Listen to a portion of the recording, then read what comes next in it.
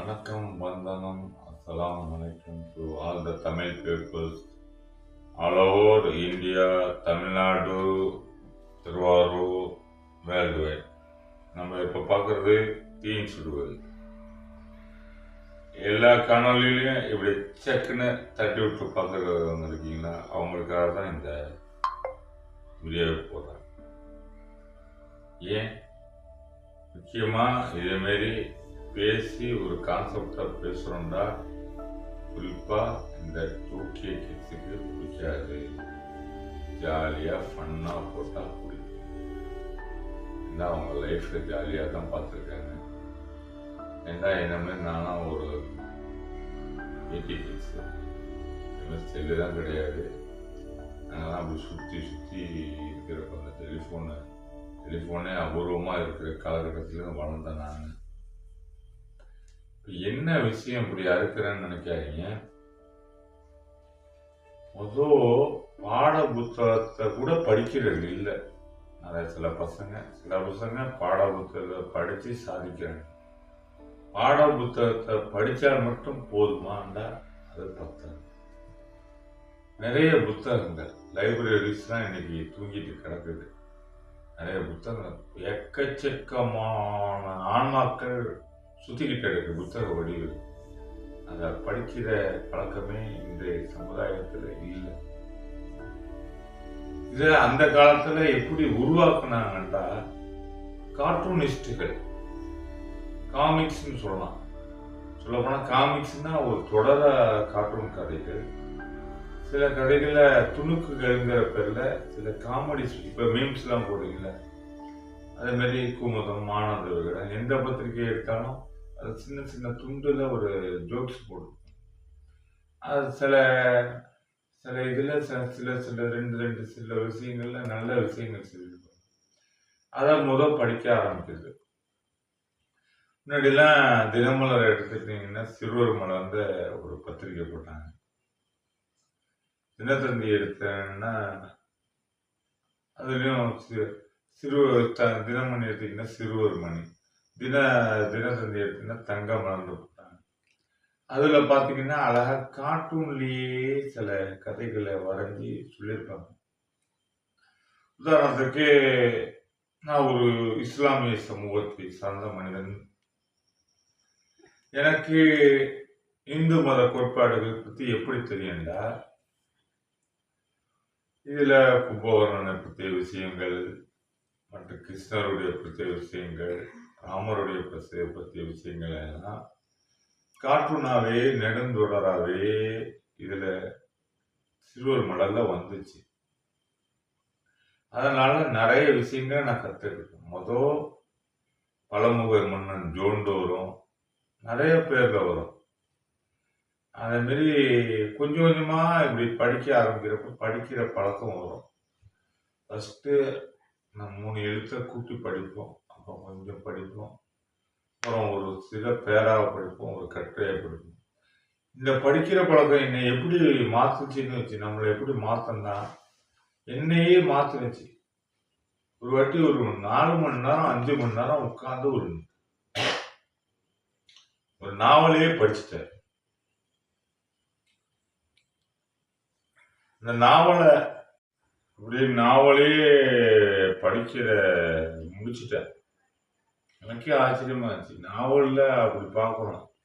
இன்னைக்கு ஒரு சினிமா பார்த்தா எவ்வளோ சந்தோஷம் கிடைக்குமோ, அந்த நாவல்ல படிச்சா அதுல உள்ள கதாபாத்திரங்கள்லாம் நம்மள்ட்ட பேசும். வாழ்ந்த மாதிரி ஒரு உள்ள கொண்டு போயிடும். அது படிக்கிறவங்களுக்கு உள்ள கிஃப்ட். இன்னைக்கு நாவலை தான் யாரும் படிக்கிறது இல்லை. நிறைய நாவல்ஸ்லாம் இருக்கு, யாரும் படிக்கிறது இல்லை. காந்தியடிகள் நம்ம தேசத்தை அவர் என்ன சொல்லியிருக்காங்க, அவங்க என்ன சொல்லியிருக்காங்கன்னா, புத்தகம் இல்லாத வீடு ஒரு ஜன்னலே இல்லாத வீடு அப்படிங்கிற அளவுக்கு சொல்லியிருக்காங்க இந்த புத்தகத்தை பற்றி. இந்த புத்தகம் படிக்கிற விஷயத்த படிச்சுட்டுனா பார்த்தோம். அதுவும் பல மொழிகள், ஆங்கில மொழிகள்லாம் கற்றுக்கிட்டு படிச்சோம்னா பலக்கணக்கான பொக்கிஷங்கள் அந்த புத்தகத்துல தேடி கிடைக்காத அறிவியல் புத்தகங்கள்னா அந்த அறிவியல் பொக்கிஷங்கள், அறிவோட பொக்கிஷங்கள்லாம் அந்த புத்தகத்துல இருக்கு.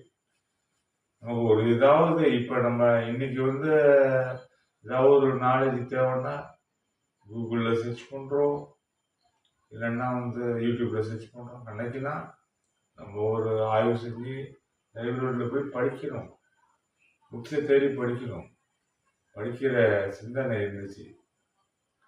நிறைய இப்ப நம்ம பார்க்குற விஷயம் ஏன் மனசுல பதிய மாட்டாங்கன்னா, இதை ஒரு டைம் பாஸ்க்கு பார்க்கும், தட்டி விட்டு போற மாதிரி மனசுல அதை தட்டி விட்டு பறந்து போயிடுது. இதே ஒரு புத்தகத்தை நம்ம படிச்சோம்னா அது ஆழமா நம்ம மனசுல போய் கண்டிப்பா பதியும். அந்த விஷயம் நமக்கு பயன்பெறும். நம்மள அறிவாளிக்கும் புத்திசாலிக்கும் நிறைய வித்தியாசம் இருக்கு. வெறும் புத்தகத்தையே படிச்சு அறிவை சேர்த்து வச்சாலாம் அவன் அறிவாளி. அந்த புத்தகத்துல படிச்ச அறிவை டயத்துக்கு பயன்படுத்துறான்னா அவன் புத்திசாலி. இது மாதிரி நிறைய புத்தகங்களை படிங்க. புத்தகங்கள் நமக்கு வழிகாட்டும். குழந்தைகளை படிக்க சொல்லி காட்டணும். அந்த புத்தக கடையில பார்த்தீங்கன்னா பீர்பால் கதைகள் கிடைக்கும், மரியாதையம்மன் தீர்ப்பு கதைகள், அப்புறம் தெனாலிராமன் கதைகள், இப்போ சொல்ல போனால் சோட்டா பீம் கதைகள்லாம் கார்ட்டூன்ல கிடைக்குது. அந்த காலத்தில் ராணி காமிக்ஸ்னு காமிக்ஸ் தமிழில் இருந்தது. ராணிமுத்து நடத்தினா ராணி காமிக்ஸ்னு ஒரு மாத இதழே வந்துட்டு இருந்துச்சு. இந்த காலத்தில் சிறுவர் இலக்கியம் நிறையா சுட்டி வீடு இருந்துச்சு, அம்புலி மாமா இருந்துச்சு. அந்த சிறுவர் இலக்கியத்தை வளர்த்தாலே, சின்ன வயதுலேருந்து வளர்த்தாலே இந்த இலக்கிய கையாடல் நகர்ந்து புத்தக படிப்புக்கு இட்டு சொல்லும். இப்போ பார்க்குற புத்தகம் பெற்றோர்களும் குழந்தைகளை கொஞ்சம் படிக்க சொல்லி பழகுங்க. முன்னாடிலாம் டீ குடிக்கிறதுக்கு இப்பெல்லாம் டீல ஒரு பலகாரத்தை மடிச்சு கொடுத்தா அது ஏதாவது ஒரு சினிமா பேப்பர் எதா இருந்தால் அதெல்லாம் எடுத்து படிக்கிற அளவுக்கு பசங்க நாலேஜ் இருந்துச்சு.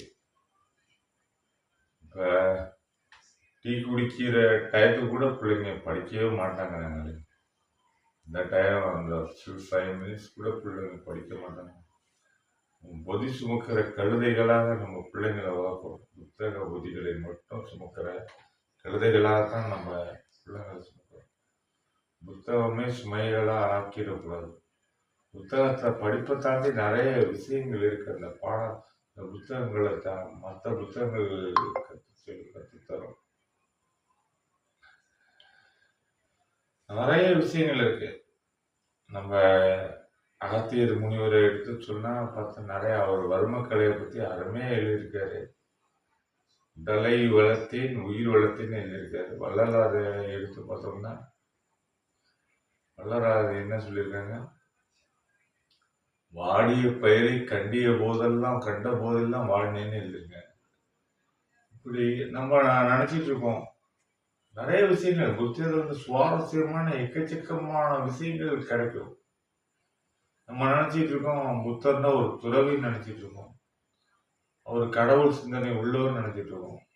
புத்தர்னா ஒரு நாத்திகவாதி, கடவுள் நம்பிக்கை இல்லாதவர், பௌத்தறிவு சிந்தனையாளர். அது எப்படி சொல்றோம்னா, இந்த ஒரு சம்பவத்தை சொல்லிட்டு இந்த காணொலியை முடிச்சுதான். நான் இதை சொல்றது எதுக்குன்னா ஒரு சுவாரஸ்யத்துக்காக சொல்றேன்.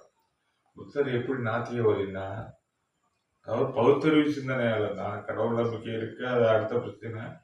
பௌத்தறிவு சிந்தனையாளர் எப்படின்னா, புத்தரை அரசவையில ஒரு இளவரசராக இருக்கிறப்ப, அவர் பேர் கௌதம புத்தர். அவர் அரசவையில் இருக்கிறப்ப ஒரு ஜோசியக்காரர் என்ன சொல்றாரு, இவர் தான் அடுத்த மன்னர் அப்படிங்கிற மாதிரி சொல்லிடுறாரு. அதே மாதிரி அவர் ஜோசியக்காரர் சொன்னபடியே அந்த மன்னரும் புத்தருடைய தந்தையும் அவருக்கு முடிசூட்ட வந்தப்ப, நான் இப்ப ஜோசியத்தை பொய்யாக்குறேன் அப்படின்னு அந்த சுமந்த வீடத்தை தள்ளி விட்டுட்டு துறவரம் மேற்கொண்டு உயிர்ப்பிக்கிறார். இதான் புத்தர். இது நிறைய பேருக்கு தெரிஞ்சிருக்காது. நம்ம என்ன பண்றோம், இன்னைக்கு புத்தரையே வணங்குறாங்க. கடவுள் இல்லை கடவுள் இல்லைன்னு சொல்றவங்களையே இன்னைக்கு கடவுளாக்குற காலத்துல வாழ்ந்துட்டு இருக்கோம். நிறைய இலக்கிய சிந்தனைவாதிகளுடைய பேச்சுகளை பாருங்க. அவங்க நிறைய புத்தகம் படிச்சிருக்காங்க. இந்த படிச்சா மட்டும் நிறைய நாலேஜ் வளரும். பாட புத்தகங்கள் மட்டும் படிப்பில்லை, நிறைய லைப்ரரிஸ்ல புக்ஸ் இருக்கு. அதனால தான் நான் புக்ஸை எடுத்து படிங்க. இன்னைக்கு புத்தக திருவிழா போறப்ப ஏதாவது ஒரு புக்ஸ் மெமரியா ஒரு புக்ஸை வாங்கி வைங்க. இல்லை ஒரு வெளியூர் போறீங்களா, ஒரு விசேஷமா ஒரு புக்ஸை வாங்குங்க. ஒரு குழந்தைகளுக்கு பிடித்தமான புக்கை வாங்குங்க. ஒரு வயசு ஏறப்ப அது சப்ஜெக்டுக்கு தகுந்தமான புக்ஸை வாங்கி புக்கை சேகரித்து படிங்க. அது சாவர வரைக்கும் பயன்படும். செத்தாலும் உங்கள் குழந்தைகளுக்கு பயன்படும்னு சொல்லி இந்த காணொலியை முடிச்சுக்கிறேன். வணக்கம், வந்தனம், சுஷ்மாந்தனம், அஸ்ஸலாமு அலைக்கும் to all the Tamil peoples.